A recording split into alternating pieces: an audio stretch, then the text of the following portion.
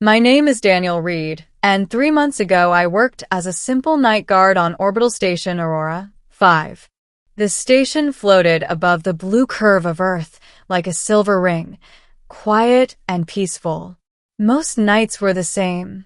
Long hallways, humming lights, the soft thrum of engines, and me drinking cheap coffee to stay awake.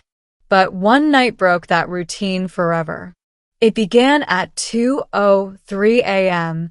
when the emergency alert appeared on my tablet. A message, glowing bright red. Incoming diplomatic guest. Level 7 clearance required. Diplomatic guests were rare. Usually human ambassadors or robotic envoys. Nothing strange. But when the docking gates opened and I stood waiting with the command officers, my breath caught in my throat. She stepped out of the shuttle like moonlight wrapped in silver cloth. The alien princess. Her name was Princess Lyrie of the Alarian Star Kingdom, one of the most powerful empires in our galaxy.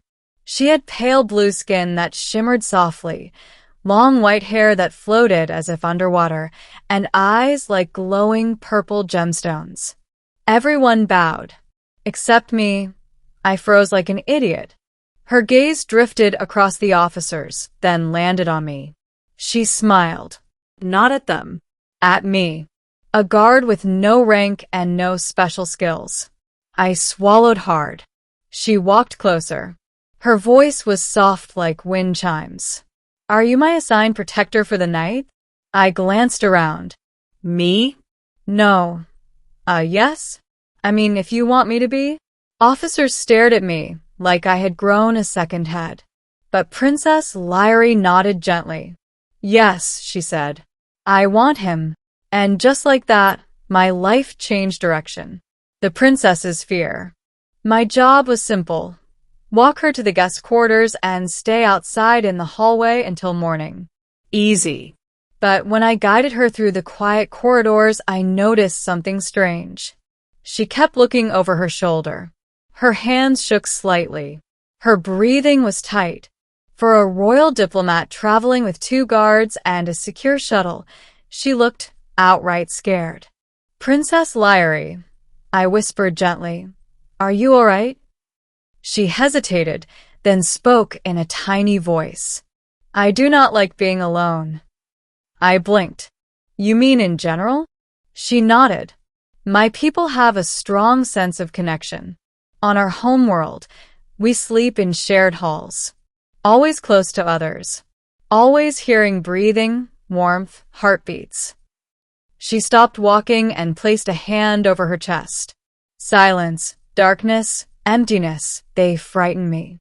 And tonight, I feel a danger I cannot explain. A shiver ran down my spine. Danger? What kind of danger?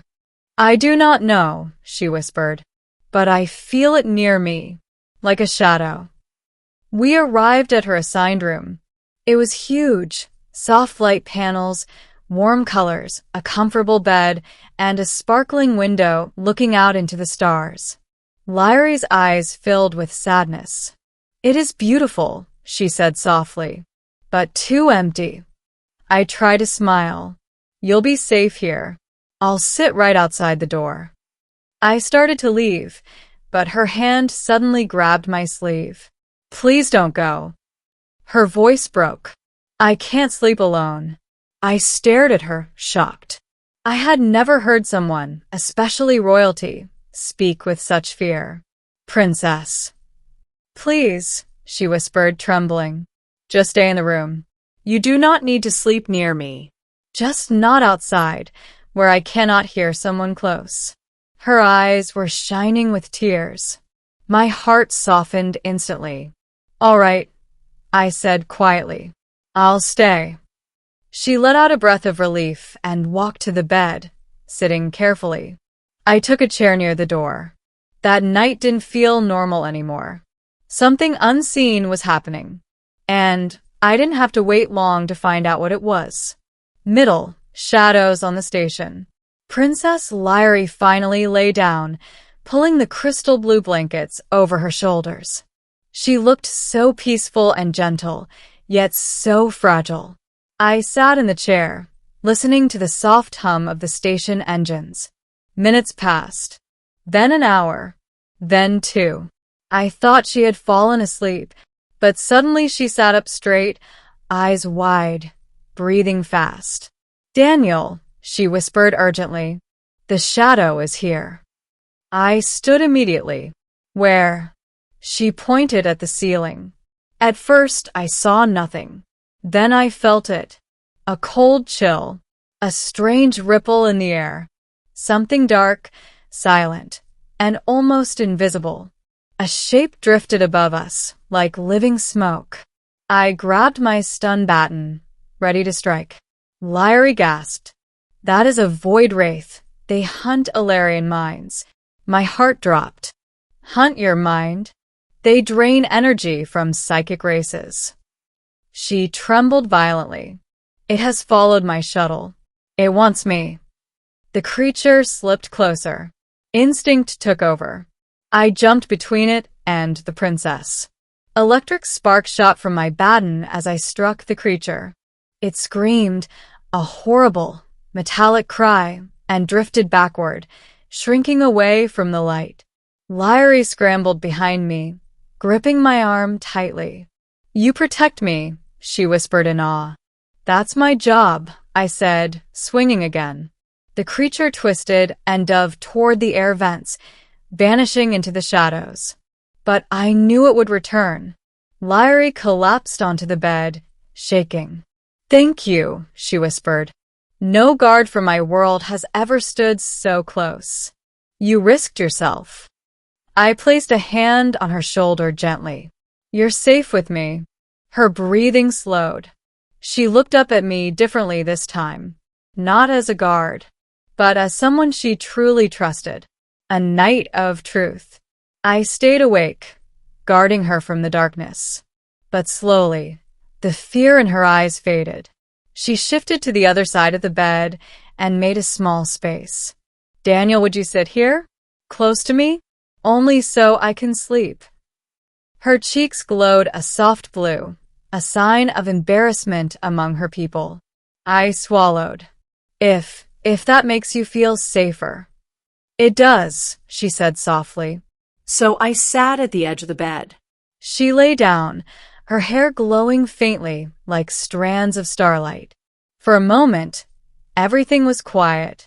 Then she whispered, "On my world, we sleep among those we trust most. It is our way of saying you are family." Family. The word hit my chest with unexpected warmth. She curled slightly, her hand brushing mine by accident. I didn't move. Neither did she. "Daniel," she murmured, half asleep. "Yes. If anything happens to me, would you stay by my side?" Without hesitation, I whispered, "Always." Her lips curved into a small smile. Minutes later, she drifted into sleep, the first peaceful sleep she'd had in days. I watched her breathing slow, feeling a strange, powerful duty settle in my heart. A duty that wasn't just about my job anymore. The return of the Wraith. Around 4:17 a.m., the temperature dropped suddenly. The lights flickered. The windows dimmed. "It's back," I whispered. Lyrie woke with a start, fear filling her eyes. Before either of us could react, the void wraith burst through the vent with a swirling scream. This time it was faster, stronger. It shot straight toward the princess. Lyrie cried out, clutching my arm. "Daniel!" I moved instantly, grabbing the energy shield from the wall panel, standard for diplomatic rooms. I slammed it into place as the creature hit the barrier, sparks flying everywhere. It screeched, slashing against the shield. "Why is it so strong?" I yelled. "It absorbed energy from the station." Lyrie shouted, "It adapts." We couldn't keep it out forever. I needed an idea, a desperate one. "Lyrie," I said, "do you have psychic energy? Can you fight it?" She shook her head, terrified. "I am a royal diplomat, not a soldier." The shield flickered. The wraith pushed harder. Then she grabbed my hand. Her touch sent warmth through me, bright, glowing, gentle. Daniel, she whispered, your courage strengthens me. Her skin brightened. Her eyes glowed brighter. Her fear softened. She rose to her feet, standing behind me. Together, we can drive it away. Her hand on mine made the shield brighter. The wraith screamed. Lyri shouted a word in her language, a powerful, ancient command, and light burst from her palms. The creature writhed, cracked, shattered, and dissolved into dust. Silence filled the room. We both collapsed onto the bed, breathing hard. It was over. Lyri looked at me with shining eyes. You saved me.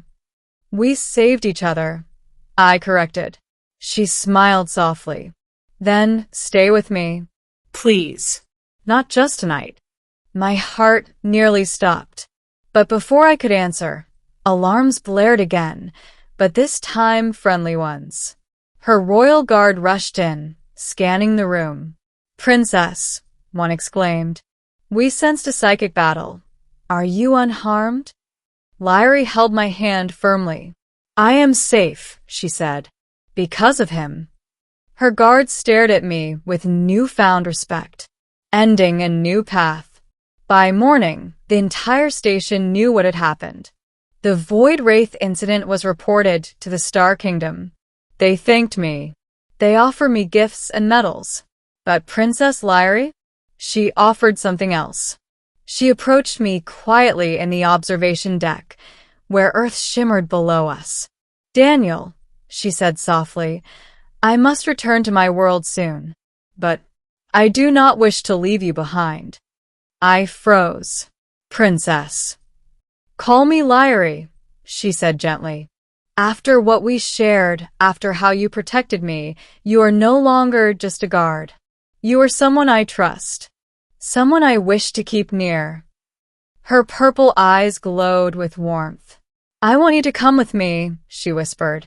To my world. To my kingdom. As my chosen protector. My heart pounded. Her hand touched mine, the same soft, warm touch from that night. You don't have to decide now, she said. But know this, you are the first human I have ever felt safe beside. The room fell quiet. Earth rotated slowly beneath our feet. I finally spoke. I think I'd like to see your world. Lyri smiled, a smile so bright it could melt any darkness. Then your new journey begins, she said. And so, I, once a simple night guard, became bonded to an alien princess who only wanted someone beside her in the dark. A princess who changed my life. And I changed hers. Forever.